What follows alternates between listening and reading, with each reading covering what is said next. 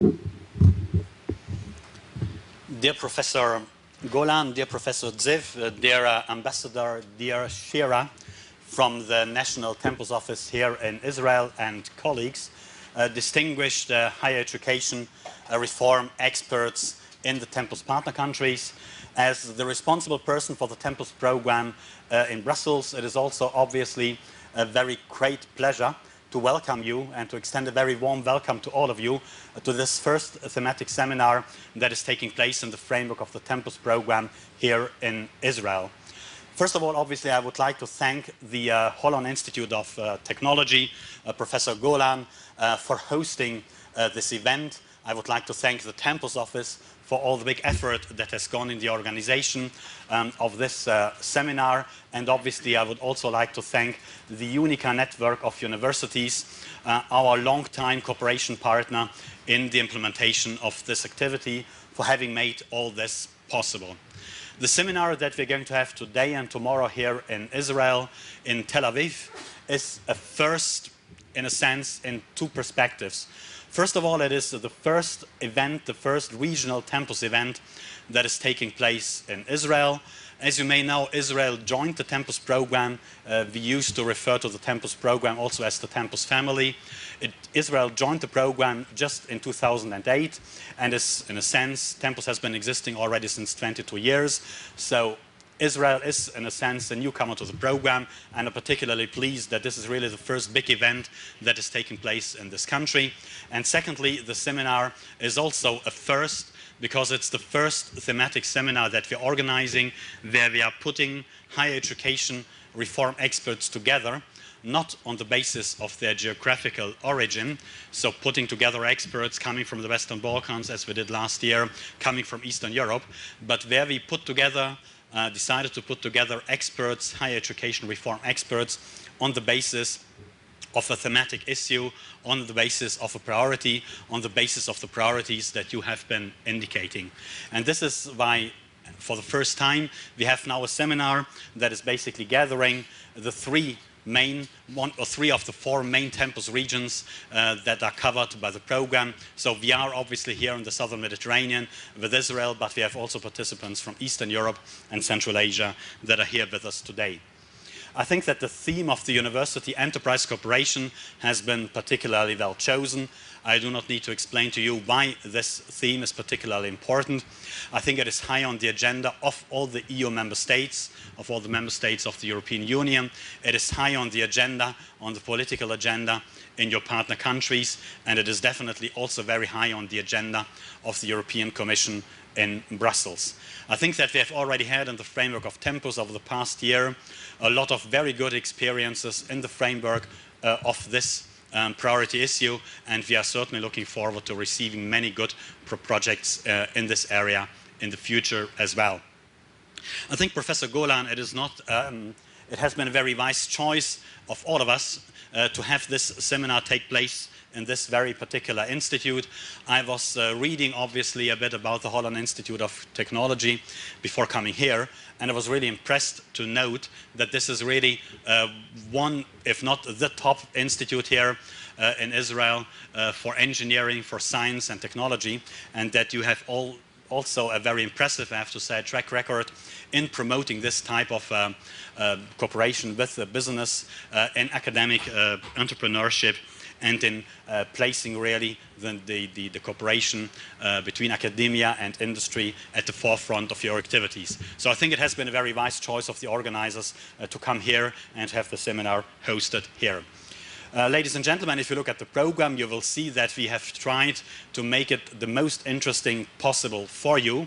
The seminar over the next 2 days will have a very practical approach. It won't be about theory, it won't be about theoretical considerations about the topic of university enterprise cooperation, but it will certainly be something, a hands-on experience.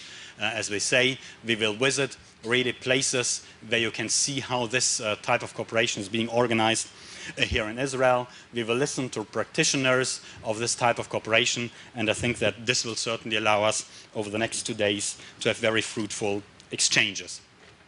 I think that Ambassador Stanley already mentioned some basic features of the Tempus program that you all know very well. Tempus is about institutional cooperation, it is about modernization, and it is about reform, and it is certainly, and this is one of the most important basic features, it is about a bottom-up cooperation. So it is not us in Brussels from the European Commission, from the European Union, that would set out a very rigid framework where people would need to say, would need to do what we are saying according to a certain political agenda. But it is a program that lives with the initiative and with the ownership of academic staff and of administrative staff in universities. The seminar takes place in the framework of our support activities to higher education reform experts. It is an activity that the European Commission has been establishing quite recently only, actually. These teams of experts exist since 2008 only, so the last 4 or 5 years that this activity has been existing, and we in Brussels, we have just extended our support facility, our cooperation with the UNICA network of universities in the European Union to provide training, briefing and presentations to all of you. I mentioned that this is the first thematic seminar that is taking place now, gathering 3 out of the 4 Tempus regions, but obviously there are other seminars to come. We will have in July a seminar that will take place in Armenia and the Caucasus, another one at the beginning of next year in Lebanon, and then to close this cycle of thematic seminars, another one that will take place in autumn, most likely next year in Central Asia. So one support that we will be making, one type of support that we will be making available to you are these thematic seminars. But on top of that, and that is a novelty, inside this support to the higher education reform experts, we have set up a new instrument, a new tool, so-called study visits, where again you will come together as higher education reform experts from different countries, from different regions, and where you will have the possibility to visit, to do case studies, case visits, I would say, in European Union universities. And we have just had 3 weeks ago a very successful first event in this direction that took place in Vienna at the University of Vienna, where you as experts were really able to look at issues relating to the autonomy, to the financial autonomy, to the institutional autonomy of universities in Austria, and in particular at the University of Vienna. Otherwise, we will continue over the next 2 years with the usual support that we have been making available to you in terms of technical assistance missions that you can ask for, that you can request, and certainly also we will continue to organize big conferences where you will have the possibility to come together with the experts and with Bologna promoters from the EU member states. And last but not least, the electronic web platform that we have been making available to you over the past years will continue as well. So the system that we have been putting in place since 2008 is basically that we try to provide you with a platform for discussion, with a platform for training, and with a platform for exchanges. And our objective is obviously that you, once you go back to your home countries, to the Tempus partner countries, that you act as messengers, as multipliers, and as ambassadors, and that you try to brief your peers and to present the new aspects that you have learned and that you have been listening to, that you present those aspects and the new things that you have been learning in your countries. Ladies and gentlemen, some elements about the political background against which the seminar is taking place. As the ambassador has also mentioned, the EU has been reinforcing very strongly over the last years the cooperation with the neighboring countries, and one very visible sign of this reinforced support is also that the European Commission is investing more and more in human resources, more and more in people-to-people exchanges, more and more in academic cooperation. And it is not just a pure lip service that the European Commission has been doing in this area, but the increased priority to academic cooperation, to people-to-people exchanges, is really reflected in funding allocations that have been operated in Brussels. As you may know, for the call for proposals that we launched last year in October, for which we have had a deadline this year in February, and for which the selection decisions will be taken in July, the overall budget the overall budget on the European Union side has been increased steeply from 50 to 95 million. So it has almost doubled, and it has especially doubled for the countries in the eastern and in the southern neighborhood, for the countries which are represented here in the meeting room today. And obviously you can imagine that in times where all politicians just talk about austerity, and where politicians talk about saving money and spending less, increasing a budget of a program, doubling a budget of the program from 50 to 100 million is something which is really a considerable sign, and which is really a reflection of the priority that the Commission is allocating to this type of cooperation. And that has been reflected as well, the increased funding has been reflected as well in the number of proposals that we received in February this year. We got almost 700 proposals, and that corresponds to a 1/3 increase with respect to the number that we received last year. And the perspectives for this type of cooperation are very positive as well. The increased budget that we had for the present call is not a one-off exercise, but it is something that will definitely continue. And I'm actually very pleased to announce that the next call for proposals that we will launch under the Tempus program, that will come forward in October this year, that will have once more a budget in the order of 90 million. So we will stay more or less in the same dimension in terms of the budget. And that means that all of you, when discussing with your peers over the next 2 days here, that whatever project idea and initiative you may come up with and that you may have in mind, you will certainly have the possibility to put forward a Tempus project in that area. And it is obviously needless to say that university enterprise cooperation is a structural part, I would say, of the Tempus priorities as they are defined at national and regional level. It is one very explicit priority, so please talk with your peers here and discuss with your peers. Any new project ideas that may come up during the next 2 days will certainly be able to find their place in the next Tempus call that we will, as I said, publish this year in October.